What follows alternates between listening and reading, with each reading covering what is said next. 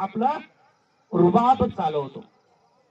पण ज्या दिवशी खरोखर त्याला एखादी वेळेस त्या कॉलर जर वरचा कॉलरचा कपडा जरी निघालेला असेल आणि खरोखर दारिद्र्य थोडी जास्त असेल तर त्याला 100% तो फाटलेला जरी असेल तर त्याला टाके मारून शिवून लिवतं ध्यानात ठेवायचं.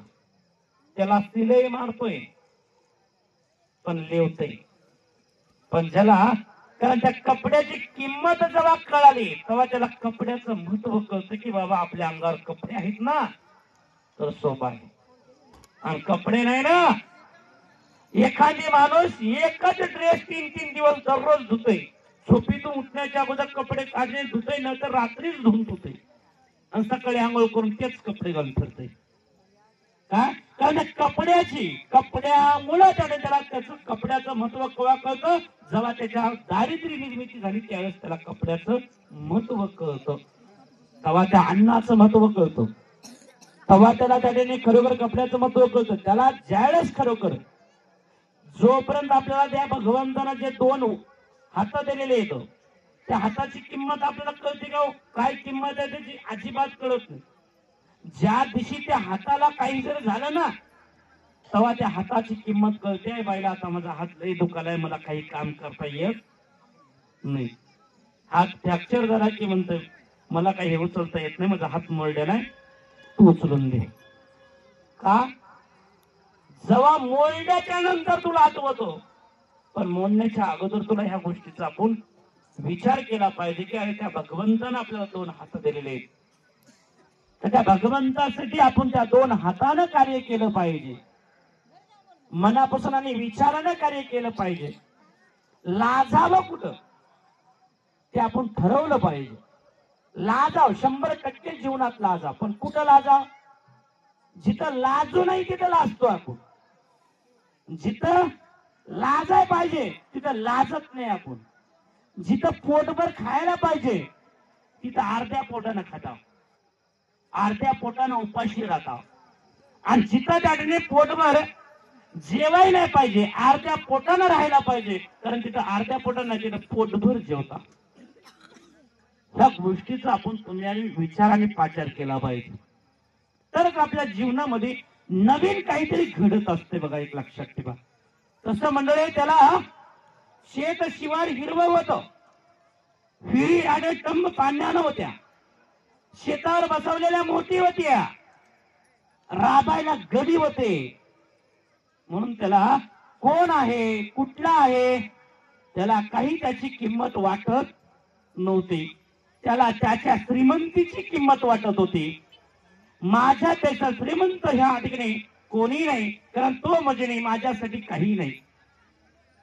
कारण एक ध्यानात ठेवायचं कधी माणसाची संगत करत असताना किंवा माणसाच्या संगतीत येत असताना माणसाच्या स्वरूपावर कधी बी त्याला आणि स्वरूप बघितलं म्हणजे तो लय आपल्यापेक्षा गरीब समजायचं नाही कधी बी ध्यानात ठेवायचं.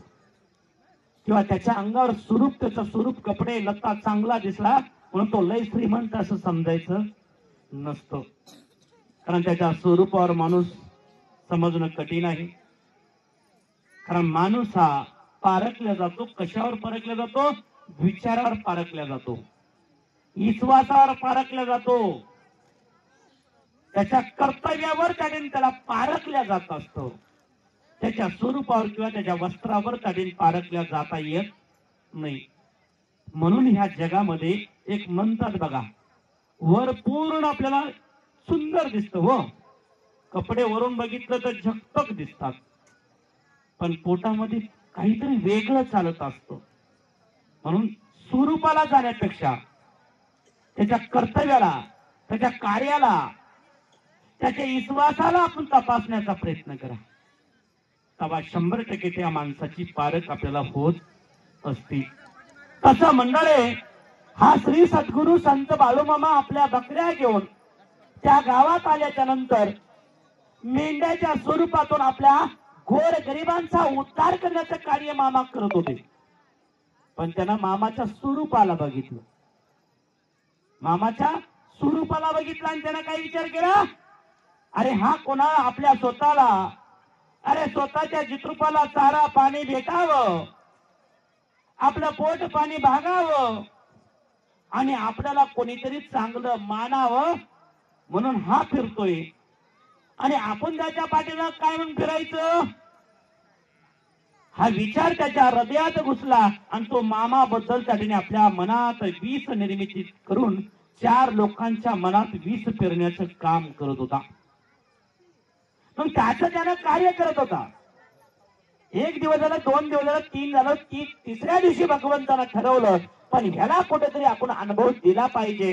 तर त्यावेळेस भगवंतानं ठरवलं याला अनुभव द्यायचा, पण कुठं द्यायचा, कारण ज्या शेतामध्ये त्यानं त्या हिरीवर मोठी बसवल्या होत्या आणि आपलं शेत हिरवं गद गद करून समाधान झालेला होता आणि त्याला पैसा अडका जमीन आणि ह्याच्यामुळं त्याला माणसाची किंमत कळत नव्हती.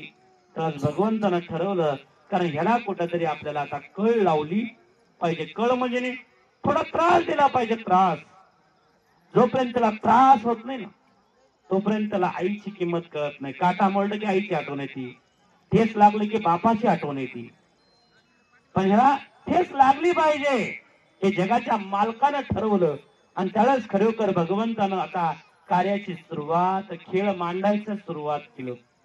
त्यावेळेस खेळ कसा मांडला, ज्या 6-7 ज्या मोठी बसवल्या त्या 7-7 मोठी, कारण त्याने खरोखर पहिली मोठ न काही करता ती मोठ मधात कोसळल्या गेली. त्या हिरीच्या काठावर जी मोठ बसवली होती कारण ती विहिरीमध्ये ती मोठ कोसळल्या गेली. त्या शेत मालकानं कारागीरला बोलवलं, गडी माणसानं सर्वांना जवळ केलं आणि ती मोठ वर काढण्याचा प्रयत्न चालू केला. विचार करा, 6-7 मोठ्यांचं काम सोडून ती मोठ वर काढण्याच्या प्रयत्नामध्ये चालू झाला. तो सगळे काम जागेवर थांबल्या गेले. ती हिरीमध्ये कोसळलेली मोठ वरी काढण्याच्या प्रयत्न चालू झाला.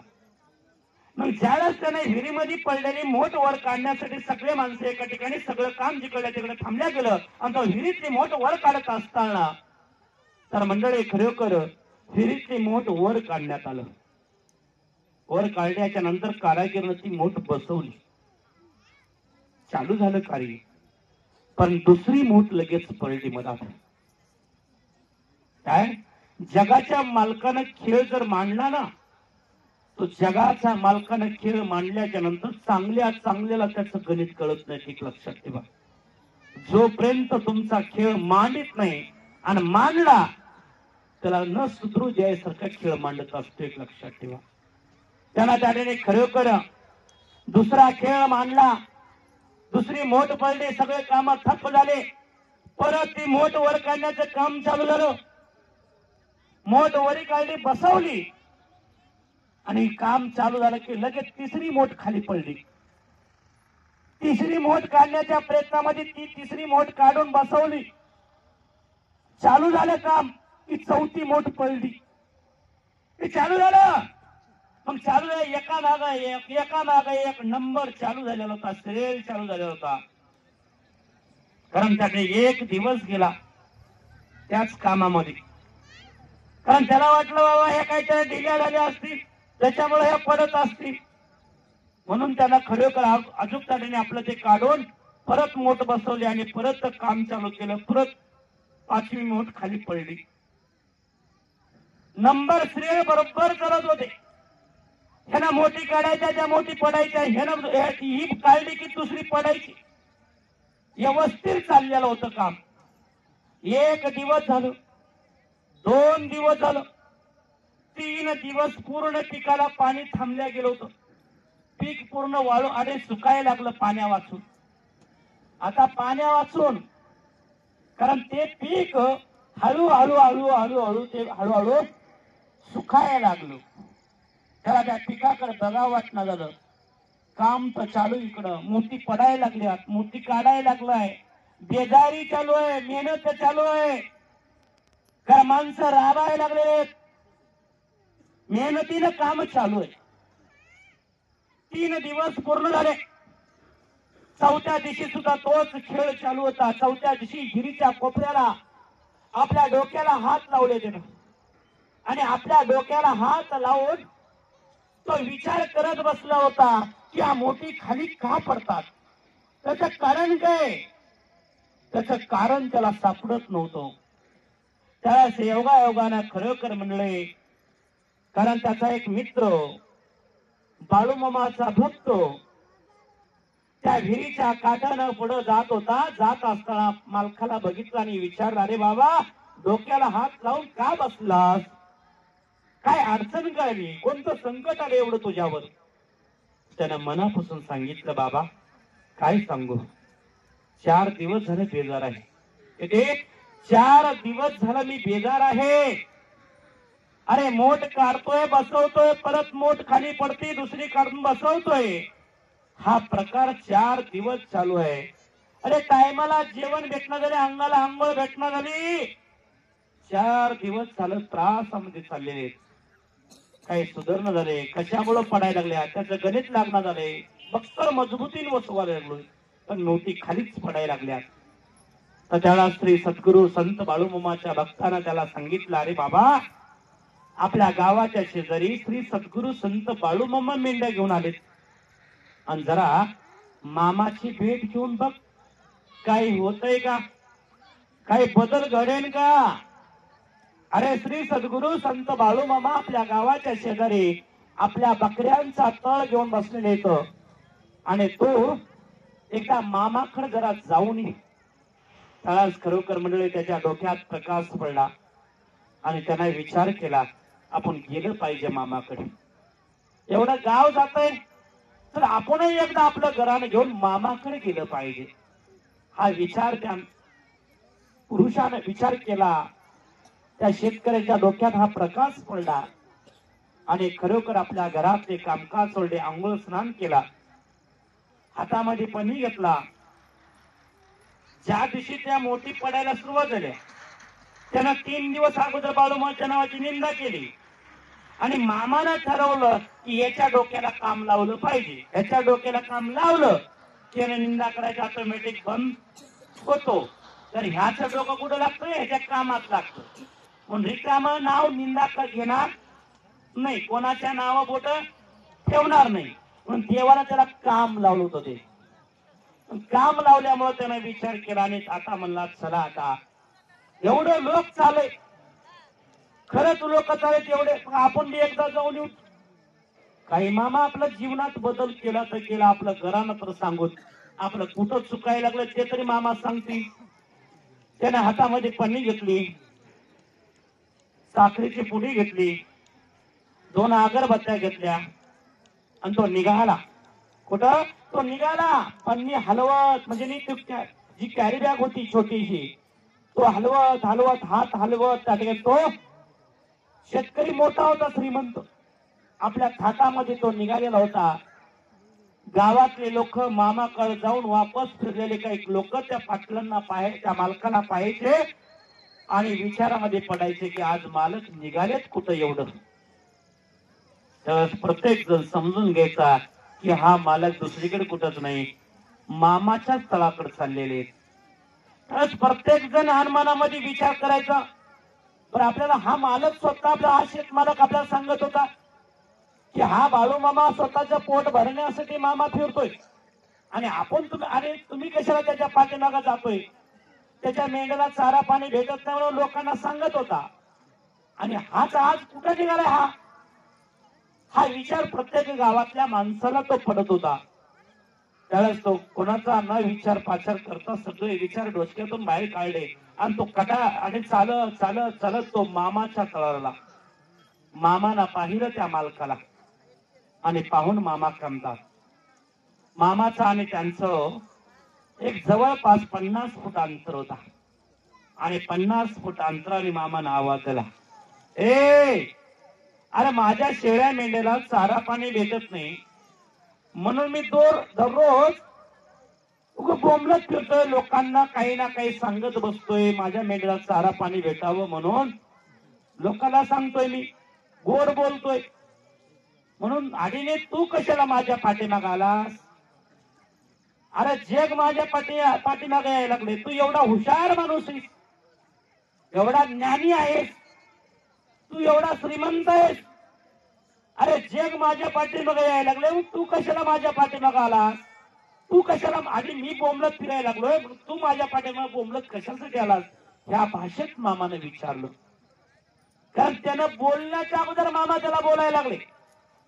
बोलत असताना आधी त्या मालकाच्या खरोखर त्या शेत मालकाच्या पायाखालची माती सरकली आणि तो शेत मालक मामाच्या समोर हात जोडून मामाला म्हणतोय, मामा चूक झाली, बरं माफ करा मामा, मला कळालं नाही हो, कारण मी तुम्हाला समजू शकलो नाही. तुम्ही भूत भविष्य मी काही सांगण्याच्या अगोदर तुम्ही मला समजून घेतलं. तुम्ही साधे सुधे नाही मामा, माझ्या हातून चूक झाली. मी ओळखायला कमी पडलो, पारखायला कमी पडलो मामा, आणि माझी चूक झाली, मला सांभाळून घ्या मामा, मला माफ करा. तर त्यावेळेस मामा त्या मालकाला म्हणतात, अरे आता तरी कळलं ना मी कोण आहे ते. हो मामा. त्यावेळेस तो मालक मामाला म्हणतोय, मामा मी तुमच्याकडे सगळे लोक घराने घेऊन येतात म्हणून मी बी तुमच्याकडे घराने घेऊन आलो. मामा त्याला पटकुनी काय म्हणतात, अरे कळालं रे मला तू कोणतं घरण आणलं असते, मला सांगायची गरज नाही. तो मालक मामाला म्हणतोय, मामा त्याचा तोडगा तरी सांगा. अरे तोडगा राहू दे रे, तू जा अगोदर. ते भंडारा लावतो, त्याने भंडार लावला मामाला, मामाला नमस्कार केला, मामा त्याला कपाळाला भंडार लावला.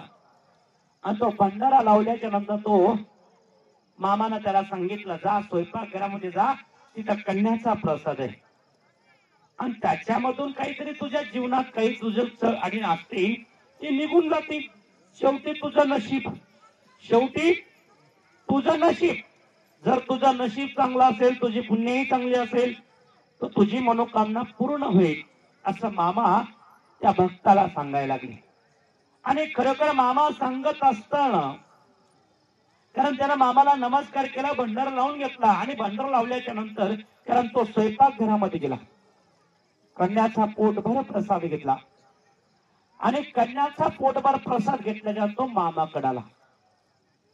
मामाला सांगायला लागला, मामा अहो तुमच्याकडे एक अर्जी घेऊन आलोय. अरे काय ते बोलताय की मग एकदा.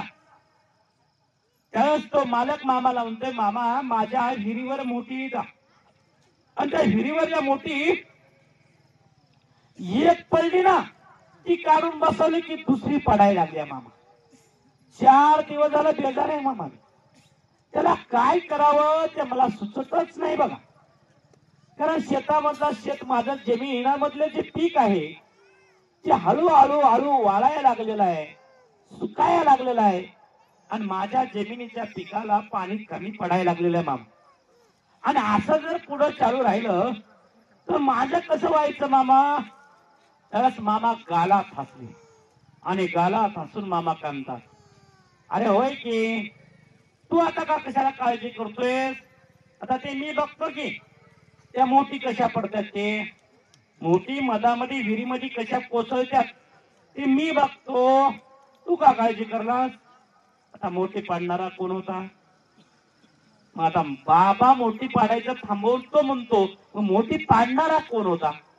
त्याच्या डोक्याला काम नव्हतं, ते काम लावून दिलेला म्हणजे कोण असेल तर हा श्री सद्गुरु संत बाळूमामा होता. तर त्या भक्ताला मामा म्हणतात, ए आता इथून पाठीमागची सगळी काळजी कारण माझ्यावरती टाकून दे, तू काळजी करू नकोस, मी एक सांगतो तेवढं फक्त तू कर. मामाने त्याला बोलून घेतलं, सांगितलं, आपल्या बटवा काढला, बटव्यामध्ये हात घातला आणि मामानं भंडारा काढला आणि त्याच्या हातावर भंडारा दिला मोठभर आणि सांगितलं, जा हा भंडारा घे, तुझ्या ज्या मोठी विहीर आहे ना त्या विहिरीवर आणि तुझ्या बसवलेल्या मूर्तीवर माझं नाव घे, आणि नाव घेऊन तो भंडारा उधळ आणि मोठीला तुझ्या कार्याला सुरुवात कर. मोठी कशा पडतात ते मी बघतो आता.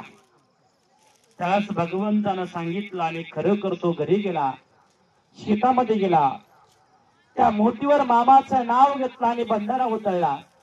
त्या हिरीमध्ये मामाचं नाव घेतलं, तो भंडारा टाकला आणि मोठीची सुरुवात कामगारांना बोलून त्याने मोठ्याची सुरुवात केली. सगळ्या मोठी व्यवस्थित सुंदर चालायला लागलं, कारण मोठ काही खाली कोसळलीच नाही.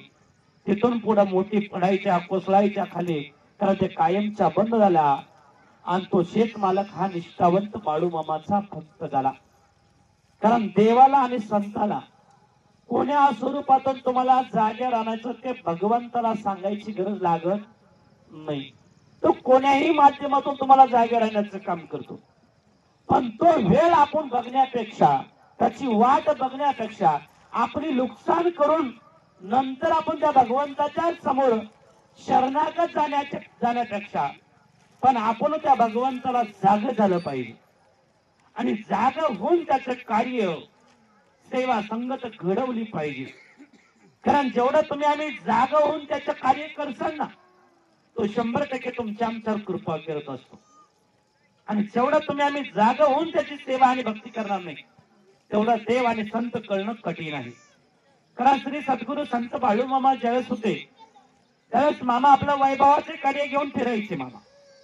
मामा ह्या गावातून त्या गावात घेऊन मामा आपल्या भक्तिभावाचं वैभवाचं कार्य घेऊन फिरत असताना मामापाशी आगळे लोक, वेगळे लोक मामापाशी यायचे. हौशे, गवशे, नवशे ह्या तिन्ही स्वरूपाचे लोक मामाकडे यायचे. पण मामा कधी कोणाला म्हणायचे नाही, रे तू कशाला आलास माझ्या दरबार, असं कधी म्हणायचे. कारण तो आलाय ना, आलाय तर त्याला जसं जमेन तसा, जसा वागेन तसा मामा फक्त त्याच्यावर ध्यान ठेवायचे आणि त्याचा अनुभव त्याला सोबत द्यायचे. सोडायचे नाही मामा, द्यायचे अनुभव त्याला. एकदा एका गावामध्ये, कारण श्री सद्गुरू संत बाळूमामाचा मुक्काम एका गावाच्या शेजारी मामाचा मुक्काम बसला होता. मग त्या गावाच्या शेजारी जे अवतीभोवती जे 4 खेडे होते, 4 गावं होते, 4 गावचे लोक बाळूमामाकडे यायला लागली. बाळूमामाच्या मेंढ्याल्यात नाही आपल्या गावात येतात की नाही की, पण चला मामा इथं आलेत, आपल्या परिसरात आलेत, जावं मामाच्या आरतीला जावं, मामाच्या प्रसादाला जावं, मामाच्या दर्शनाला जावं. आपल्या आडी अडचणी असते, संकट असते, हे मामाला सांगावं आणि त्याच्या माध्यमातून आपल्यावर मामा काही कृपा करतील ती करून घ्यावावं. काय घडेल ती मामाची सेवा आणि भक्ती घडवावं, हा विचार त्यांच्या हृदयात खेळायचा आणि सगळे लोक मामाकडे यायचे. मग योगायोगानं श्री सद्गुरू संत बाळूमामा त्या गावाच्या शेजारी मामा आपल्या बकऱ्यांचा तळ घेऊन बसलेले होते. मामा थांबलेले होते, विश्रांतीला मामा थांबले होते. शेजे गावी एक गाव होतो आणि त्या गावामध्ये सगळं गाव आणि महिला मंडळ, तरुण मंडळ, पुरुष मंडळ जे भक्तीचे आहेत, जे विश्वासाचे आहेत, ते लोक मामाकडे यायचे. मग त्या गावात एक टोळी होती. टोळी म्हणजे कशी होती? आकाराने टुकाराची टोळी होती. आकार आणि टुकार याचा अर्थ कळतो का? बघा, ज्याला कळाला त्याला कळाला, ज्याला कळाला नाही त्याला मी काही करू शकत नाही. आकार आणि टुकारांची एक टोळी होती त्या गावात आणि त्या टोळीचा एक हेड होत. हेड आपल्या ट्रॅक्टर असते की नाही, त्या ट्रॅक्टरच्या पाठीमागे ट्रॉली, त्या ट्रॉलीला जर ट्रॅक्टर जोडलं ती ट्रॉली त्या हेडच्या पाठीमागे येते. तसं त्या आकार आणि टोकारांची एक टोळी होती आणि त्या टोळीमध्ये एक बॉस होता. बॉस सांगावं आणि ती टोळी ऐकावं. बॉसनं सांगितलं आज इकडं जायचं, तिकडं जाणार. बॉसनं सांगितलं आज इथं भांडण करायचं तर 100% करायचं. बॉसनं सांगितलं त्याच्या घरावर दगड टाकायचे की त्यानं सगळ्यांना दगड टाकायचे. बॉसनं सांगितलं ह्याला अडवायचं तर त्यानं अडवायचेच. ती अशी टोळी होती ती. आणि जो बॉस होता का नाही तो करोडपतीचं लेकरू होतं, करोडपतीचं श्रीमंत लेकरू एकदम. आणि त्या श्रीमंत असल्यामुळं, कारण त्या श्रीमंताला त्याची ही टोळी पाळावं लागायची. का? कारण ह्याच्या घरावर कोणी येऊ नये, ह्याच्यावर कोणी आलेने येऊ नये, कोणाचं आपल्यावर चालू नाही. पण हे गोरगरिबाचे इकडचे तिकडचे सगळे जमा करून त्यानं टोळी तयार करायचा आणि त्या आपल्या घराचं, आपल्या प्रपंचाचं राखण करण्यासाठी तो टोळी पाळायचा, सांभाळायचा. तो आकार आणि टुकाराची टोळी. मग योगायोगानं खरोखर बाळूमामाकडे सगळ्या गावातले गोर गरीब, आळलेले नळलेले, सुखी दुःखी लोक यायला लागले. महिला मंडळ, पुरुष मंडळ मामाच्या अर्थाने यायला लागले. पण ह्या ठिकाणी त्याने विचार केला पाहिजे सगळं गाव बाळूमामाकडे चालय. अरे बाळूमामा देव तर कसला आहे नेमकं? बाळूमामा देव कसला आहे? त्यांची त्याने गोरगरिबाबरोबर कोणाबरोबर त्याने भेट झाली, पण आता सरळ सरळ कोणाबरोबर भेट व्हायला तर डायरेक्ट देवाबरोबर आले आता टक्कर. तर त्यावेळेस खरोखर त्या टोळीने ठरवलं पाहिजे एवढं लोक बाळूमाकड करेल, मग चला आपण बी जाऊ बाळूमाकड. निघाली ही आकार आणि तुकाराची टोळी, सगळी टोळी निघाली हळूहळू हळूहळू मामाकडे आली. आणि त्या आकाराने टोकाराचा जो बॉस होता त्या बॉसनं ठरवला पाहिला एवढे बाळूमाला लोक मचालेत, बाळूमा देव आहे ना, मग मामाला काहीतरी आपण प्रश्न टाकू. मामानं जर प्रश्नाचं उत्तर दिलं तर मामा देव, आणि प्रश्नाचं उत्तर नाही दिलं तर मामा देव नाही. त्याने ठरवलं आकाराने टोकाराच्या टोळीनं. आता बॉसनं म्हणले त्यांच्या बाकीचे काय चालणार? बाकीचे फक्त हा ना हू, हा ना हू लावणारे. कारण एखादी बघा तुम्ही नंदीवाला असतो बघा, एखादी नंदीवाला नंदी घेऊन येतो आणि त्या ज्या नंदी ज्याच्या हातात कासरा आहे ज्याचं त्याचं त्याला जे खाऊ घालतो पिऊ घालतो त्या नंदीला त्याने आवाज द्यावा आणि येणं मान हलवावं. तसं या आकाराने टुकारला सगळं ह्याचा खर्च भागवणारा कोण होता? तो बॉस.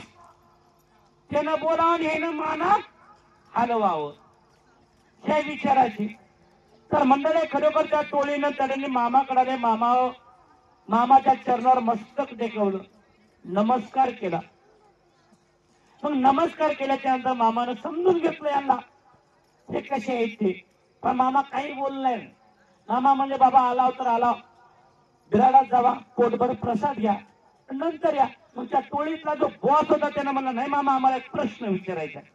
आम्हाला प्रश्न विचारण्यापेक्षा तू अगोदर प्रसाद घे पोटभर, नंतर माझ्याकडे काय ते प्रश्न नंतर मला सांग. मग त्याला त्याने ते गेले प्रसाद घेतले आणि ते टोळी सगळी मामाच्या अवतीभोवती येऊन बसली. मामाच्या अवतीभोवती टोळी येऊन बसल्याच्या नंतर मामाचे भक्त सुद्धा तिथे बसलेले होते. आणि हे जे बॉस होता का ते बॉस रडायला लागला, जोरजोरीनं रडायला लागला, आवाजच काढला होता ना बाहेर, रडायला लागला. आणि तो मामाच्या पुढे एवढा जोरजोरानं रडायला लागला आणि रडत रडत मामाला म्हणतात मामा माझं लय वाटोळ झाली, मामा माझी लय नुकसान झाली. मामा त्याने ते कोरायला पूर्ण बी काही बोलला नाही. मामा हे लय वाटोळ झालं सगळेच म्हणायला लागले. मग मामा त्याला सांगायला लागला रे रडू नको रे बाबा, तुझी काय नुकसान झाले, एवढे नुकसान काय झाले ते तरी सांग. मामा काय सांगू मामा, माझ्या घरी आणि 2 दिवसाखाली माझ्या घरावर दरोडा पडला. दरोडा काय पडला? दरोडा. आणि दरोडा पडल्यामुळं माझ्या घरात पैसा, सोनं, चांदी, भांडे, मुख्य प्राणी, अनेक वस्तू माझ्या घरातून लुबाडून निघत मामा. 1 करोड रुपयाची चोरी झाली. किती? 1 करोड रुपयाची चोरी माझ्या घरातून झालेली आहे. जेवढा होता नव्हता तेवढा सगळं घर माझ्या घर आणि माझं घर पूर्ण धुवून गेले मामा. आता माझ्या घरात काही नाही मामा, सगळं धुवून गेले मामा.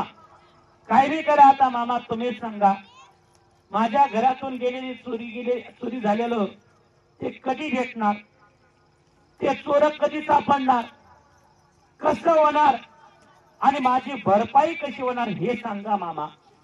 कोणाला? कारण तो बॉस मामाला म्हणायला लागला मामा काय बी करा आता मामा, तुम्ही देव मामा आहोत, तुम्ही जगाचं कल्याण करणारे मामा आहोत, जगाच्या आधी नदी तुम्ही काढणारे मामा आहोत आणि माझी एवढी अडचण तुम्ही दूर करा मामा. ते रडायला लागलं. मामाला समजून घेतलं होतं हे काय करते काय कशासाठी चालू आहे. पण मामा त्याला अजिबात खोटं बोलायला लागलं सुद्धा म्हणले. मामा त्याला म्हणतात रे बाबा रडू नकोस, पण ध्यानात ठेव, मी सांगतो तेवढं ध्यानात ठेव. तुझ्या घरी चोरी झाल्या ना, दरोडा पडलाय ना, होतं नव्हतं तेवढं नेले ना, काळजी करू नको, डोळे पुस, घाबरू नकोस असं मामानं सांगितलं. मामानं आपल्या भक्ताला सुद्धा सांगितलं ऐकलं का रे, या पोराच्या घरी चोरी झाली आहे म्हणा, आणि चोरी झाल्यामुळे 1 करोड रुपयापर्यंत चोरी झाली आणि 1 करोड रुपयापर्यंत सोनं चांदी पैसा भांडे जनावर अनेक गोष्टी त्याच्या घरातून गेल्यात म्हण. लय मोठं नुकसान झालं रे बाबा. पण ध्यानात ठेवा, काळजी करू नको रे बाबा, काळजी करू नको. मी सांगतो तेवढं ध्यानात ठेव. आजची तारीख, आजचा वार लिहून ठेवी जरा कागदावर. काय आजचा वार आणि आजची तारीख जरा एका कागदावर लिहून ठेव. याच तारखेला आणि याच वारी तुझं जेवढं गेलंय ना तेवढं भेटून जाईल, तेवढं भेटून जाईल. आता त्याच्या घरी चोरी झाली तर भेटणार कसं? शक्य आहे का? त्यानं देवाच्या डोळ्यावर पट्टी बांधत, देव बी त्याच्या डोळ्यावर पट्टी बांधायला सुरुवात केला. देवानं सांगितलं घाबरू नकोस. ह्याच तारखेला ह्याच दिवशी तुझ्या घरी दरोडा पडलाय ना, ह्याच तारखेला ह्याच दिवशी तुझ्या घरी पडल्या जेवढं नुकसान झालंय, जेवढं तुझं गेलं कारण तेवढं तुला भेटेल. पण ह्याच तारखेला ह्याच दिवशी तुला भेटून जाईल. काळजी करू नकोस. त्यानं मामानं सांगितलं त्याला. आणि एक ध्यानात ठेव बाबा, तुला त्या दिवशी भेटलं ना, मला मात्र सांगितल्याशिवाय राहू नको. मामानं त्यालाही सांगितलं, त्याच्या मित्रमंडळाला सुद्धा सांगितलं आणि मामानं आपल्या भक्ताला सुद्धा सांगितलं, पाटील सगळे ध्यान द्या रे, याच्या घरी दरोडा पडलाय. 1 कोटी पर्यंत त्याने नुकसान झाले आहे. सोनं चांदी पैसा जनावर अनेक गोष्टी त्याच्या घरातून 1 करोड आणि 1 करोड रुपये कारण चोरी गेल्याप्रमाणे आहे. एवढा मोठा चोर आणि एवढा मोठा डाका त्याच्या घरावर पडलाय. दरोडेखोरांचा एवढा मोठा डाका त्याच्या घरावर पडलाय. पण ध्यानात ठेवा, आजची तारीख आणि आजचा वार लिहून ठेवा. ह्याच तारखेला ह्याच दिवशी त्याला सगळं भेटून जाईल. सगळं त्याला गेलेलं तेवढं पूर्ण भेटून जाईल. पण ध्यानात ठेवा, याला भेटल्याच्या नंतर मला मात्र सांगितल्याशिवाय राहू नका. यानं जरी नाही सांगितलं तर तुम्ही मला सांगा. तुम्ही जोपर्यंत मला सांगत नाही तोपर्यंत मलाही समाधान वाटणार नाही, असं मामानं सांगितलं. कारण त्याला त्या मुलाईनं मामाचं दर्शन घेतलं आणि गप्पा मारत रस्त्यानं निघाली. आणि ते चर्चा करत करत ते बॉस काय म्हणायला लागला, बघा बाळू मामा देव म्हण. काय बाळू मामा देव म्हण, माझ्या घरी दरोडाच पडला नाही आणि आता हे गेलंच नाही तर मला भेटणार कुठून? भेटणारच नाही.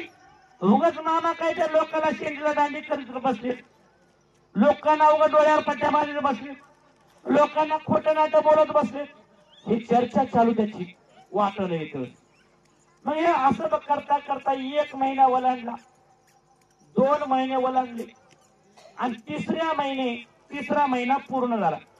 3ऱ्या महिना लागल्याच्यानंतर खरोखर 3ऱ्या महिन्यामध्ये खरोखर बरोबर 30 तारीख आली आणि तेच वार आला किंवा कितव्या महिन्यात? 3ऱ्या महिन्यात. आता ह्याची चोरी झालेली भेटणार होतं की, पण कसं भेटतंय बघा आता. तर त्यावेळेस मंडळी खरोखर त्याच तारखेला त्याच दिवशी त्याच्या घरावर एवढा मोठा दरोडा पडला की 1 करोडापेक्षा जास्त लुबाडलेला. ह्याचे टंगडे बांधून, टंगडे हात बांधून, घरच्या माणसाला हातात टंगडे बांधून मारहाण करून जेवढं होतं ना तर तेवढं सगळं घर धुवून गेलं. काही ठेवलं 1 करोडापेक्षा लुबाडलं. मग आता दुसऱ्या दिवशी भेटले म्हणून सांगा मामाला का गेलंय म्हणून सांगा? जाण्याच्या अगोदर तो मामाला म्हणला होता की मामा गेलंय माझं. मग आता भेटलंय म्हणून सांगावं लागेल. मामा भेटलंय पण आता कोण्या तोंडानं सांगावं? हे प्रश्न त्याच्या पुढे पडला. तर त्यानं ठरवलं की त्याचा पछतावा त्याला आल्याच्या नंतर खरोखर त्या मामाच्या जवळच्या भक्तानं सांगितलं, मामा अहो तो मुलगा तुमच्याकडे आलता का नाही? अहो त्याच तारखेला आणि त्याच दिवशी त्याच्या घरावर दरोडा पडलाय मामा आणि 1 करोडापेक्षा जास्त त्यांना मारहाण करून त्यांच्या हात पाय बांधून लुबाडले मामा. काहीच ठेवलं नाही मामा घरात. तर मामा गाला हसले आणि हसत हसत मामा म्हणतात, अरे ते मजा कशी आल तर मला जड झालंय मामा, मला जरा हलकं कर. मामानं सांगितलं, आपापाचा माल होता रे ते सगळा, गप्पा पान नेला बघ. काय आपापाचा माल होता, गप्पा पान नेला. अरे ज्याचं होत त्यानं नेलं बघ. ते त्याच्यासाठी माझ्याकडे आलं की मामा काहीतरी करा, मामा काहीतरी करा. म्हणून त्यानं माझ्या डोळ्यावर पट्टी बांधण्याचं काम केलं. अरे त्याच्या घरी दरोडाच पडला नाही आणि तो पडला म्हणून वरडायला लागला माझ्यापाशी, तर मी कसा गप्प बसल रे. माझ्या डोळ्यावर पट्टी बांधणं हे त्याचं काम नाही. कारण माझ्याकडे यायचं तर नीट यावं लागतं, योग्यतेत बोलावं लागतं आणि जे सत्य असेल तेच पुढे ठेवावं लागतं. कारण मला कोणीही जरी ह्या जगामध्ये पट्ट्या बांधतो म्हणल्यानं त्याच्या पट्ट्या बांधणं, त्याच्या पट्ट्या माझ्यापाशी कमी पडतात, ध्यानात ठेवायचं. असं मामा आपल्या भक्ताला सांगितलं. अरे जो माझ्यापाशी मागतो ना मी त्याला देत असतो बघ. कारण माझ्या दरबारात येऊन मागेन ते मी भेटत देत असतो 100%. त्यानं जर विचार माझ्या दरबारात येऊन केला की मामा माझ्या घरी असं घडलं पाहिजे किंवा माझ्याशी असं घडलं पाहिजे, की मी त्याला 100% देत असतो, सोडत नाही. कारण मी देणारा देव आहे. चांगलं मागितलं चांगलं देतो, वंगळ मागितलं वंगळ देतो. मी जगाला देण्यासाठीच निघालेला म्हणजे मी आहे, असं मामानं सांगितलेलं आहे. अरे माझा दरबार म्हणजे एक कल्पतरूचं झाड आहे आणि त्या झाडाखाली बसल्याच्या नंतर जी इच्छा केली, जी मनोकामना केली, कारण ती पूर्ण करण्याचं सामर्थ्य ह्या बाळू मामाच्या झाडामध्ये आहे म्हणून सांगितलेलं आहे. त्या मामाचं कार्य, त्या मामाची सेवा तुम्ही आम्ही करतो हे आपलं भाग्य समजा. कारण श्री सद्गुरु संत बाळू मामा ज्या जगाचं जगन्नाथाचं कार्य करून मामा ह्या जग उद्धाराचं कार्य घेऊन फिरत असताना मामापाशी हौशे गौशे नवशे अनेक स्वरूपाचे लोक मामाकडे, आणि मामाकडे असताना एक सावकार मामाकडे आला आणि तो सावकार श्रीमंत सावकार. मग तो श्रीमंत सावकार बाळू मामाकडे येत असताना मामाचा तो भक्त झाला. मामाचा भक्त झाल्यामुळे तो मामाकडे येत असताना काही ना काही मामासाठी घरी बनवून घेऊन यायचा, काही ना काही घेऊन यायचा. मग एक दिवस ठरवतो तो मामाकडाला येतेच, मामाकडे येतेच त्याने एका डब्यामध्ये एक शिरा बनवला, सुंदर शिरा बनवला. तो शिरा घेऊन मामाकडे आला. मामा आपल्या बकऱ्या चालत होत्या आणि बकऱ्या एका झाडाखाली बसून मामा बसले बिडी ओढत होते. आणि तो सावकार मामाकडे आला. मामानं सावकारला पाहिलं. हे सावकारा आलास रे आपल्या मामाकडे. काय शब्द कसा, हे सावकारा आलास का आपल्या मामाकडे, काय काम काढलास रे, आपल्या मामाकडे काय काम काढलास रे बाबा. तर तो सावकार मामाला म्हणतोय, मामा काही काम काढलं नाही मामा, चला म्हणून आता काय करावं, तुमच्या दर्शन तर होईल, तेवढीच तुमची सेवा संगत घडे, म्हणून त्याच्यासाठी मामा तुमच्याकडे आलोय. अरे आलास ते बरोबर आहे, पण आपल्या मामासाठी काय आणलास तू. मामा आणलंय की, अरे काय आणलास, चटकुली दे की मग, काय आणलास ते. त्या सावकारानं खरोखर आपल्या पिशवी मधला डब्बा काढला आणि तो डब्बा मामाकडे दिला. आणि तो डब्बा काढून सावकार मामाला काय, मामा तुमच्यासाठी सुंदर असा चांगला आमच्या घरून शिरा बनवून दिलाय बघा मामा, आणि मी समोर बसून करून घेतलाय बघा, काळजी करायची गरज नाही. मग मामाला त्या डब्याचा टप्पन काढलं, त्याच्यातला शिऱ्याचा एक घास काढला मामा, आणि ते एक घास मामानं खाला. खाल्याच्या नंतर मामा कांता त्या सावकाराला, ए सावकारा शिरा लय चवदार लागला रे, कशात बनवलाय. तो सावकार जरा झाडाच्या शिण्यावर चढला, तो मोठेपणात आला. कसा, त्याला वाटलं मामा आपल्या शिऱ्याचं कौतुक करत म्हणजे आपण त्याला उचलून सांगायला पाहिजे, कसं सांगून जमणार नाही. सावकारा मामाने विचार, रे सावकारा अरे शिरा लई एक नंबर झाला, पण कशात बनवलाय. मामा एक नंबर तुपात बनवला, एक नंबर तुपात शिरा बनवलाय बघा. मामा त्याने मामाने तो एक घास खाला, दुसरा घास खाला, आणि मामानं आपल्या हातातला आणि तो डबा होता का नाही, तो डबा मामानं खाली ठेवला.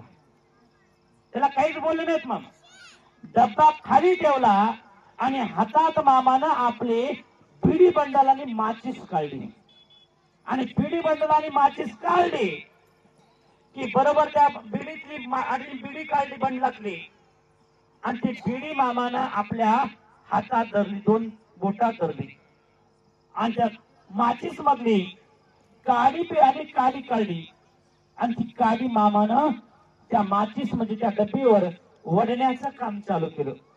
मग मामाने ती बरोबर ती काडी पेटवली. इकडं काडी पेटल्या बरोबर, कारण त्या सावकारानं काय केलं, आपला हात जो होता तो खिशात घातला. खिशात घातल्याबरोबर मामाने इकडे काडी वडवायला आणि त्या सावकाराच्या खिशाला आग लागायला. एकच टाइम की त्याला लागला चटका. तस मामाला त्या सावकारला, ए सावकारा, अरे मी काडी वळली आणि त्याचा चटका तुला बसला, एक कसं रे मामा? अहो बघा की, हो का माझ्या त्याने खिशाला आग लागली मामा, आणि चटकोनी माझ्या हाताला चटका बसलाय मामा, मलाच काही कळणार नाही. त्यावेळेस मामा रागात आले आणि रागात येऊन मामा म्हणतात, ए माझ्या डोळ्यावर पट्टी बांधतोय सोय? अरे एक नंबरच्या तुपात शिरा बनवून आणलोय म्हणून सांगतो सोय? अरे जाळल्या शिरा बनवतोय आणि एक नंबर तुपात शिरा बनवलोय म्हणतोय? अरे बाळू धनगराला खोटं बोलणं म्हणजे नाही, आपल्या शेंडीला आगनीला आणि आग लावून गेलं. कारण त्याच्यासाठी मला लबाड बोलण्याचा विचार कधीच करायचा नाही. ज्या असेल ते सत्य समोर ठेवण्याचा प्रयत्न करा, पण लबाड बोलण्याचा विचार सुद्धा मनात घेऊ नका. अरे सोडणारा देव नाही, धरणारा देव आहे. जिथल्या जिथं त्याचा अनुभव आणि जिथल्या तिथं त्याला शासन करण्याचं सामर्थ्य या बाळू मामात आहे. ह्या जगात मी ह्या बकऱ्यांचा माध्यम घेऊन निघालेला मी देव आहे असं मामा सांगायचे. आणि त्यावेळेस खरगोर सावकारनं मामाच्या चरणावर हात जोडले आणि मामाला सांगितलं, मामा चूक झाली, मला काही माहिती नाही मामा. मला वाटलं तुम्ही म्हणल्यामुळं शिरा चांगला झालाय, मला कुठं माहिती आहे तुम्हाला कळतंय म्हणून. मला वाटलं नव्हतं तुम्हाला कळलं एवढं सुद्धा. तर त्यावेळेस तो सावकार मामाची दया माया करायला लागला आणि मामाची सेवा करून मामाला माफी मागितली. तरच मामानं त्याच्यावर कृपा केली. एकदा काय झालं, श्री सद्गुरू संत बाळूमामा एका गावामध्ये एका पाटलाच्या घरी मामा जेवायचे आणि पाटलाच्या घरचंच मामा जेवण घ्यायचे, पाणी घ्यायचे, मामा तिथंच बसायचे, तिथंच आतरण घ्यायचे, तिथंच झोपायचे. एखादी दिवस मुक्काम पडला तर मामा त्याच घरी जायचे, पण दुसऱ्या घरी अजिबात जायचे. दुसऱ्या घरचा चहा घ्यायचे नाही मामा, दुसऱ्या घरचं अन्न घ्यायचे नाही, त्याच घरचं मामा सगळं काही घ्यायचे. हे मामाचा नित्यनेम होता. मग काय झालं, योगायोगानं त्या गावामध्ये त्यांच्या पाटलीनबाईच्या घरी मामा येत होते, पाटील साहेबाच्या घरी मामाजी येत होते. मग त्या दिवशी असं घडलं, मामा दररोज त्या भागात बकरे घेऊन होते. त्यावेळेस मामा त्याच घरी यायचे, जेवण पाणी सगळं काही करायचे. आणि त्या भागात बकरे असल्यामुळे पाटलीनबाईला पाटलाला माहिती की 100% मामा आपल्या घरी येणार, दररोज जेवण आपल्यालाच बनवावं लागणार. मग योगायोगानं ती त्या पाटलीनबाईच्या शेजारी एक दुसऱ्या माऊलीचं एक घर होतं आणि ती पाटलीनबाईची मैत्रीण होती. कोणाची?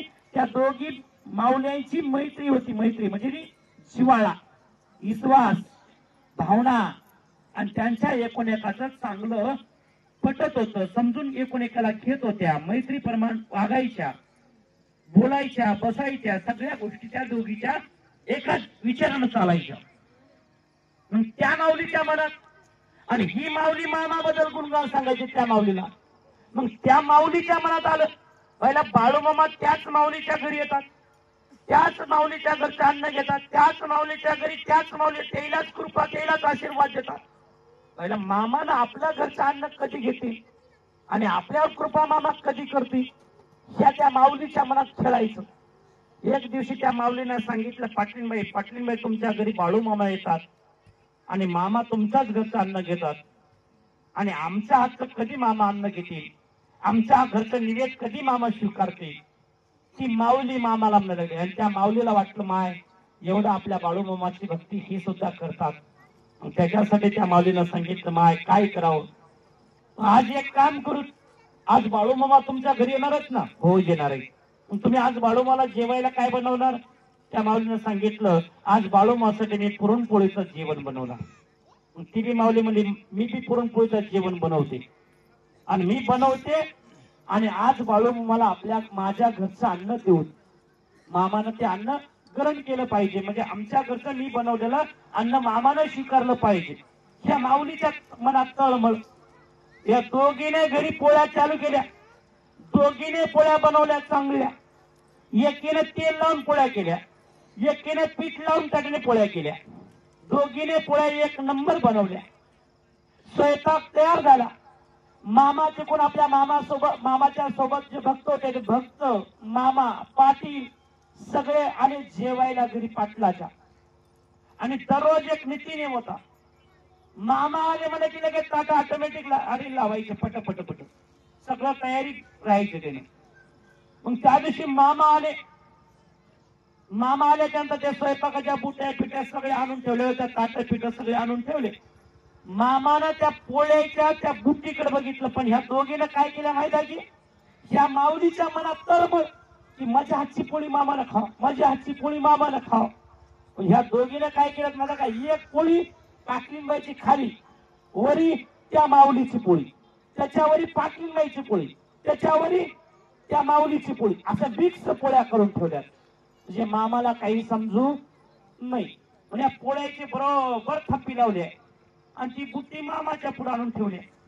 सगळं आमटी फिमटी सगळं आता ताट लावण्याचं काम. मामानं त्या पोळ्या फक्त नजर फिरवली आणि पाटलींबाईला मामानं आवाज दिला, पाटलींबाई एक काम करा, घरातून एक मोठी प्लेट घ्या आणि मी सांगतो तेवढं फक्त प्लेट घेऊन माझ्याकडे.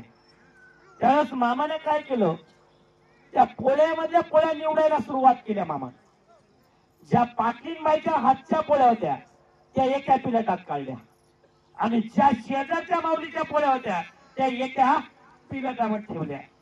आणि मामाला काहीच बोलले नाही कोणाला, फक्त मामानं ताट लावायला सुरुवात झाली की मामानं ज्या शेजारच्या माऊलीची जी पोळी होती ती मामानं आपल्या सोबत जे बसलेले भक्त आहेत त्यांना त्या पोळ्या वाढून टाकल्या. आणि इकडून मी मामाच्या पाटलाला पोळी वाढली आणि ज्या पाटलींबाईच्या हातची पोळी बनलेली होती ती पोळी आपल्या ताटात मामानं ठेवून घेतली. हे बघत कोण होतं, त्या दोघी नजर लावून बघत होत्या, माय बाळूमामा आज पोळी माझ्या खातच्या. ती माऊली नटून इकडं खुश का आनंदाचा. पण या मामानं काय केलं, तिच्या हातच्या पोळ्या शेजाऱ्याला वाढल्या, इकडे वाढून टाकल्या. पण मामानं आपल्या हात ताटात त्या दररोज ज्या माऊलीच्या हातचा अन्न घेत होत्या तीच पोळी आपल्या ताटात ठेवून घेतली. पण मामा त्याही माऊलीला म्हणलं, त्याही माऊली म्हणले नाही, तू असं काय केलीस म्हणून सुद्धा म्हणलं नाही. तर त्यावेळेस मामानं जेवण झाल्याच्या नंतर त्या दोघीनं समजून घेतलं की बाळूमामाला आपण त्या ठिकाणी फसवणं किंवा मामाला न समजून घेणं हे आपला मूर्खपणा आहे. इथून पुढे बाळूमामाला कधी बी छळण्याचं किंवा मामाबद्दल मनात काहीतरी भाव वेगळं काहीतरी निर्मिती करणं हे आपल्यासाठी बरं नाही. हे त्या माऊलीला दोघीला कळलं आणि तिथून पुढे त्याला कधीच असा प्रकार सुद्धा कधी तयार केला नाही. म्हणून त्याच्यासाठी हा बाळूमामा नुसतं, कारण त्या नुसतं पोळ्यामध्ये पोळी काढण्याचं ताकद मामापाशी नाही.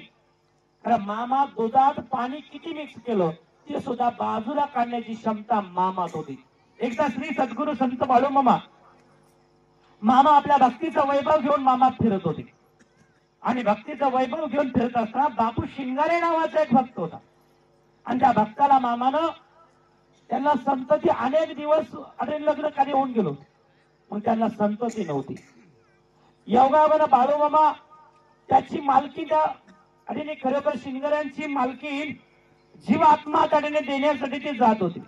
कारण मामानं तिला त्याने कारण त्या जागेवर थांबवण्याचं काम केलं, तिला जागा करण्याचं काम केलं, तिला संसारात आणण्याचं काम मामानं केलं. आणि खरोखर संसारात आणल्याच्या नंतर मामाला ती पती आणि ती माऊली म्हणालेली, मामा संसाराचं काय सुख आहे मामा, इकडे सगळं मला गाव वांजुटी म्हणतोय मामा, मला नाव ठेवतोय मामा, कुठल्या कार्याला मला बोलवत नाही, माझ्या कुठल्या कार्यामध्ये शुभ कार्यामध्ये मला चांगल्या नजरेनं मला कोणी बघत नाही मामा, तर मी काय करणार मामा. मग जगण्यापेक्षा तर कोण्या तोंडाने मी माहेरला जाऊ मामा, मेलेलं बरं की. ही अशी ती माऊली मामाच्या पुढे म्हणायला लागली आणि मामा तिला म्हणतात, ए बाई तुला असं का म्हणायला लागलीस, असं तुला कोण म्हणलं तू वांजुटी आहेस ते. अगं बाई तुझ्या मांडीवर खेळतेले आज मला लेकरं दिसतात मामा, हे तुला आज दिसायला लागले पण कुठं आहे इथं, तुला का काळजी पडली, पुढच्या वर्षी तुझा पाळणा कसा हलत नाही ती मी बघतो. तू का काळजी करायला लागली? समाधान राहा. मामा माझ्या मालकानं घराच्या बाहेर काढत ते कसं? तुझ्या मालकाला नाक धरून आणतो मी, का काळजी पडले? मामानं खरोखर त्या मामाच्या दरबारात ती माऊली भांडे घासायची, झाडलोट करायची, सेवा करायची. आणि तेव्हा त्याने त्या माऊलीच्या मालकाला सुद्धा मामानं आणलं. दोघा पती पत्नीला मामानं आशीर्वाद दिला. संसार दोघा पती पत्नी आनंदात करायला लागले. आणि खरोखर त्यांना मामानं सांगितलं होतं 1 वर्षात तुझ्या घरी पाळणं आले. तर मामाच्या शब्दानुसार त्या माऊलीच्या घरी पाळणं आला. आणि त्या माऊलीला आनंद झाला की मामामुळे माझ्या घर प्रपंच वाचला, माझा जीव वाचला आणि मला संतती प्राप्त झाली. लोक जे नाव ठेवत होते, कारण ते सगळे माझे कलंक माझा धुवून काढला मामानं. कारण त्या मामामुळे माझ्या पूर्ण जीवनावरचा, कारण जीवनाचा उद्धार करण्याचं काम मामानं केलं. म्हणून मामाला त्यानं देव मानायचे, देव. आणि खरोखर मामासाठी काही कितीही प्रयत्न करून मामाच्या संगतीत राहण्याचा प्रयत्न करायचा. योगागोना बाळू मामाला, त्या दोघा पती पत्नीला मामाला विनवणी केली. मामा एक दिवस या की आमच्या घरी. मामा तुम्ही आमच्या घरी यावं. मामा एकदा तुमच्या पाऊल आमच्या घरात पडला पाहिजे आणि तुम्ही काही करून माझ्या घरी या. मामा ते मामाला विनवणी करायला लागले. आणि विनवणी करत असता एक दिवस मामानं ठरवलं, सांगितलं की मी येतो. माझ्या मनात आलं त्या दिवशी मी येतो. त्यावेळेस खरोखर मामा एक दिवस त्या माऊलीच्या घरी आले. मग त्या दोघा पती पत्नीला आता मामा आलेत आपल्या घरी. म्हणून त्या माऊलीला काय करावं, कसं करावं, माझ्या देवासाठी मी काय काय करू, ही भावना त्या मनात, त्या दोघा पती पत्नीच्या मनात खेळत होतं. माझ्या घरी देव आला, माझ्या घरी देव आला. त्यांचं मन पूर्ण, कारण त्या ठिकाणी भांबाळून गेलतो. त्यांचा आनंद, फार आनंद, त्या ठिकाणी जीवापार त्यांचा आनंद वाढलेला होता. तर त्या आनंदामध्ये त्या ठिकाणी मामाला जेवण्यासाठी पुरणपोळ्या करण्याचा ठराव केला. त्यांनी हे ठराव केल्याच्या मामानं त्या दोघीला आणि दोघा पती पत्नीला बोलून घेतलं आणि सांगितलं, अगं बाई माझ्या जेवणासाठी तू पुरणपोळीचं जेवण करायला लागलीस, हे बी खरंय. तुझ्या घरी दूध दुभत नाही, तू आता दुसऱ्यापासून दूध दुभत आणणार आणि मला जेवायला वाढणार. पण माझी एक आट आहे, मी तुझ्या घरचं दूध दुभत घेणार, तुझ्या घरचं मी जेवण करणार. माझी एक आट आहे, ती आट जर तुझ्या इथं पूर्ण होत असेल तर मी जेवतो. जर माझी आट तुझ्यानं पूर्ण होत नसेल तर मी तुझ्या इथं जेवणार नाही. देवाला कोड्यात टाकलं त्यांना. त्यावेळेस ते दोघं पती पत्नी हात जोडून मामाला म्हणतात, मामा तुमची काय आट आहे ते तरी सांगा. त्यावेळेस मामानं सांगितलं, माये मी आज तुझ्या घरी जेवणार, जेवत नाही असं नाही, जेवणार. पण माझी आट अशी आहे, कारण ज्या गवळ्यापासून वरवा लावलेला आहे दूध दुभत्याचा, कारण त्याच्यासाठी तुला त्या ठिकाणी त्या वरव्यामध्ये त्या दूध दुभत घेत असताना, कारण त्या दूध दुभत्यामध्ये एक सुद्धा पाण्याचा थेंब मिक्स झालेला नाही पाहिजे, तर मी जेवणार, नाही तर जेवणार नाही. आता मला सांगा, ह्या माऊलीला विचार पडला दोघा पती पत्नीला, आता कराव काय? धावत पळत लक्ष्मीबाईने आपल्या मालकाला बोलवलं. मालकाला सांगितलं, तुम्ही काय बी करा, पण त्या गवळ्यापाशी जा, त्याच्या पाया पडा, काय बी विनोदी करा, 4 पैसे आगाव द्या, परंतु आज त्याला सांगा की वरव्यामध्ये एक थेंब सुद्धा, त्या दूध दुभत्यामध्ये थेंब सुद्धा पाण्याचा मिक्स करू नकोस, अशी विनोदी करा. आणि त्याला आग्रह करा की बाळू मामा आपले शिंगारे त्या गवळ्यापाशी गेला आणि तो गवळ्याला सांगितलं, काही बी कर बाबा, आज अजिबात एक थेंब सुद्धा दूध दुभत्यामध्ये त्या वरव्यामध्ये मिक्स करू नकोस, निरसं दूध दुभतं देण्याचा प्रयत्न कर, असं विनोदी करायला लागला, आग्रह करायला लागला. आणि त्यावेळेस तो गवळी म्हणायला लागला, काही अडचण नाही, एकही थेंब किंवा पाणी मिक्स करणार नाही, निरसं आज दूध दुभतं तुझ्या घरी मी वरवा देतो, असा विश्वास दिला. आणि खरोखर मंडळी तिथून बापू शिंगारे आपल्या घरी परत आला. त्या गवळ्यानं नेमाप्रमाणे दूध काढण्याचं काम केलं, काही म्हशीचं दूध काढण्याचं काम केलं. पण जे मागितलं होतं त्या पद्धतीने त्यानं दूध दुभतं आणलं नाही. कारण त्या वरव्यामध्ये, त्या दूध दुभत्यामध्ये पाणी जेवढं मिक्स करत होता तेवढंच पाणी मिक्स करून तो घेऊन आलेला होता. मामा आपल्या घरामध्ये बसलेले होते. गवळ्यानं आवाज दिला आणि सांगितलं, जा बाबा, कारण त्याने दूध आणलं, त्याने वरवा घ्या म्हणून सांगितलं. तो कानी मामाचा आवाज पडला आणि मामानं सांगितलं लक्ष्मीबाईला, अगं बाई तू घेऊ नकोस, थोडं थांब जरा. मला बाहेर येऊ दे. त्यावेळेस मामा त्या गवळ्याच्या शेजारी आले. त्या गवळ्याला विचारलं, बाबा या दुधामध्ये त्याने तो पाणी किती मिक्स केला असते मला खरं खरं सांग. तर तो गवळी म्हणायला लागला, एक थेंब सुद्धा पाणी मिक्स केलं नाही, पूर्ण निरसा आणलं बघ मामा, फक्त तुमच्यासाठी आणलं. आजपर्यंत मी काय केलं काय नाही ते माझ्या जीवाला माहिती, पण आज तुमच्यामुळे मी फक्त काही थेंब सुद्धा मिक्स केलं मामा, तुमच्यासाठी आणलं. अरे बाप्पा, आता तर अवघड आहे. त्याला श्री सद्गुरु संत बाळूमामा त्याला मनापासून विचारत होते, पण तो काही सांगत नव्हता. तर मामानं सांगितलं, मी दाखवू का तुला या दुधामध्ये पाणी तू किती मिक्स केलं असते, मी दाखवतो. तू सांगत नाहीस ना, अरे मी दाखवतो. तर तो गवळी मामाला म्हणता, तो गवळी मामाला काय म्हणतोय, मामा मिक्स केलंच नाही तर ह्याच्यात कुठून येणार आहे दुधामध्ये पाणी मामा, हे असं काही शक्य आहे का? आता मला सांगा, जगाचा मालक आहे तो, त्याला वाटलं, गवळ्याला वाटलं बाबा दुधामध्ये पाणी बाहेर कोण काढणार आहे, तेवढी कोणा क्षमता आहे. पण त्याला मामाला ओळखणं कमी पडलं होतं, ते एक लक्षात ठेवा. तो मामाला ओळखू शकला नव्हता. त्याला मामानं सांगितलं, अरे मी तुला दाखवून देतो, तू बघ, तुझ्या डोळ्यानं दाखवून देतो तुला मी, तू किती पाणी मिक्स केला ते तुला काढून दाखवतो. त्याला वाटलं हे काय शक्य आहे का? त्यालाच मामानं आपल्या खिशामध्ये हात घातला, बटवा काढला मामानं भांड्याचा बटवा काढला, त्याच्या बटव्यामध्ये हात घातला, बटव्यात हात घालून वर भांडरा काढला. जे भांड होतं त्या भांड्यामध्ये मामानं आपलं, कारण त्याने भंडारा टाकला. आता भंडारा टाकल्याच्या त्या दुधाचा कलर कसा व्हायला पाहिजे, पिवळा व्हायला पाहिजे. पण ज्यावेळेस मामानं भंडारा टाकला, पण त्या ठिकाणी विलक्षण स्वरूप त्याचं निर्मिती झालं. मामानं आपल्या लक्ष्मीबाईला सांगितलं, अगं बाई घरामधून एक मोठं भांड घेऊन ये, कारण ते दुधामधलं पाणी काढण्यासाठी होता. मग ज्यावेळेस भांडारा टाकला त्यावेळेस म्हणजे जेवढं पाणी होतं ना, पाणी तेवढं पूर्ण वरी आलं, काळं डूस पाणी दिसत होतं आणि त्या पाण्यातून खाली दूध दिसत होतं. मामाला सांगितलं आणि खरोखर त्या पाणी जेवढं होतं तेवढं दुसऱ्या भांड्यात ओतायला सांगितलं. ते जेवढं पाणी होतं, जेवढं त्यानं पाणी मिक्स केलं होतं तेवढंच ते पाणी बाहेर निघालं. तर मामानं त्या गवळ्याला विचारलं, ए जरा डोळे भरून बघ, मिक्स केलं का नाही पाणी तू? तो गवळी मामाला म्हणतो, मामा चूक झाली, मला वाटलं नव्हतं तुम्ही हे एवढं काही निर्मिती करून दाखवता, पण मामा मी पाणी मिक्स केलं होतं, मला माफ करा. तर मामाला सांगितलं, अरे तू माझ्या डोळ्यावर पट्टी बांधतोय तर माझ्या भक्तांच्या डोळ्यावर तू का पट्टी बांधणार नाही? त्याच्यासाठी आता तुला माप नाही माझ्यापाशी.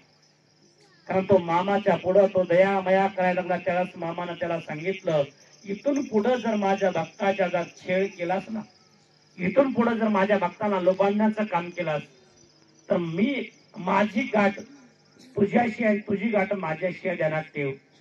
कारण एक ध्यानात ठेव, जर आता इथून पुढं त्या दुधामध्ये पाणी मिक्स करून जर विक्रीचं काम करत असेल तर लवकर तुझ्या आता सूप देतो. सूपचा अर्थ कळाला का? सूप देतो, सूप, असं मामानं सांगितलं. त्यालाच तो मामाचा भक्त तो गवळी म्हणायला लागला, मामा इथून पुढे अजिबात पाण्याचा थेंब मिक्स करणार, निरस लोकांना दूध देण्याचं काम करतो असं मामाला शब्द दिला. आणि मामानं त्याला माफ केलं आणि सांगितलं, जर खरोखर तू निरस विकलास तर मी तुला काही करणार नाही, आणि जर नाही निरस विकलास, दुधामध्ये पाणी मिक्स केलास तर तुझ्या घरामध्ये लवकर मी तुझ्या हातात सूप देण्याचं काम मी करतो असं मामानं सांगितलं. आणि खरोखर मामा तिथून जेवण पोटभर करून मामा निघून गेले. आणि त्याच्यानंतर तो गवळी 4 दिवस नीतीने म्हणतो बिना पाण्याचा दूध विकायला लागला. पण त्याला त्याचं मन काही भरत नव्हतं. शेवटी त्यानं पाणी मिक्स करून, कारण ते दूध विकण्याचं काम करत होता. एक दिवस मध्ये बघता बघता 6 महिने झाले आणि त्याची स्वतःची मालकी आजारी पडली आणि स्वतःची मालकी मरण पावली. तर मामानं सांगितलं होतं की लवकर तुझ्या हातात मी सूप देतो. तर मामानं लवकर त्याच्या हातात सूप देण्याचं काम केलं, एक लक्षात ठेवा. म्हणून त्याच्यासाठी एक ध्यानात ठेवा, इथे येणारे महिला, इथे येणारे पुरुष सगळ्यांना लक्ष द्या. कारण मी चूक केली ना, तो बाळूमामा मला धरत नाही, ध्यानात ठेवायचं. कवा आत्ता लगे मला धरत नाही, अगोदर तुमची सुरुवात कुठून करतो? तुमच्या नातवापासून करतो. नाताला धरलं की नाताचं झालं की लगेच लेकाकडे येतोय. लेकाचं झालं की सुनकडे जातोय. सुनाचं झालं की मालकीनकडे जातोय. आणि मालकीनचं झालं की बाबाकडे येतोय ध्यानात पडायचं. तर मामानं काय सांगितलंय? अरे मी एक असा देव आहे, उरपाटा देव आहे. उरपाटा म्हणतोय मी, उरपाटा आहे. मी डायरेक्ट बुडाला धरत नाही. ज्यानं चूक केली त्याला धरत नाही लगेच म्हणतोय. त्याचा जिथून वंश वाढतो तिथून सुरुवात करत असतो म्हणून सांगितलेलं आहे. कारण मी उरपाटा देव आहे. मी झाडाच्या बुडाला धरत नाही, अगोदर शेंड्याला धरतोय, शेंड्यावानी फांदीला धरतोय आणि नंतर मी बोडक्याला धरत असतो म्हणून सांगितलेलं आहे. म्हणून त्याच्यासाठी आपण केलेले चूक आपल्या लेकरा बाळाला भोगावं लागते. आपण केलेलं कर्म आपल्या नातवा पंतवाला भोगावं लागतं. आपण केलेलं कार्य आपल्या स्वतःच्या मालकींना भोगावं लागतं, स्वतःच्या लेकरांना भोगावं लागतं आणि त्याच्यानंतर आपल्याला भोगावं लागतं. याच्यासाठी आपण मामाच्या कार्यामध्ये, हे पवित्र ठिकाण म्हणजे मी बाळू मामाचं आहे. त्या पवित्र कार्यामध्ये जेवढं तुम्ही पवित्र विचारानं राहता, पवित्र भावनेनं राहता, विश्वासानं आणि नीतिमत्तेनं तुम्ही आम्ही वागचाल, तेवढा तुमचं आमचं संरक्षण करण्याचे सामर्थ्य त्या मामात आहे. पण त्याला तुम्ही आम्ही समजून घेऊन वागलं पाहिजे. कारण हा जगामध्ये प्रत्येक देव, त्या ज्या देवाची आपण सेवा भक्ती करतो, त्यांना जरी आपल्याला वाटत असेल तो काय करतोय बाबा, आपण त्याची भक्ती करतोय आणि तो आपल्याला कसं काय करेल, हे जे आपल्या मनात जे अनुमान आहे ते बाजूला ठेवायचं काम करा. हा बाळू मामा स्वतःच्या नाते गोत्याला सोडलं नाही. स्वतःच्या नाते गोत्याला सुद्धा मामानं सोडलं नाही. स्वतःच्या मामाच्या दिवस रात्र राबणाऱ्या सेवेकरला मामानं सोडलं नाही. मामाचा कितीही निष्ठावंत भक्त असेल त्याला सुद्धा मामानं सोडायचं काम केलं नाही. कारण इथं मामाच्या आरतीमध्ये तुम्ही आले ऐकतोय आरती, त्या आरतीमध्ये एकच शब्द आहे की उन्मत्ताला मामा शासन करीती. म्हणजे मामा उन्मत आहे ना त्याला 100% शासन म्हणतोय मामा. माझ्या दरबारात माफ नाही म्हणतोय. कारण मी माफ करतो, पण जी न कळत चूक झाली कारण त्याला मी माफ करत असतो, आणि जी कळून चूक करतोय त्याला मी माफ करत नसतोय असं मामानं सांगितलेलं आहे. म्हणून त्याच्यासाठी आपण काळजीनं, विश्वासानं, भक्तीनं, नीतिमत्तेनं जेवढं घडेल जेवढा मनापासून राबण्याचा प्रयत्न करा.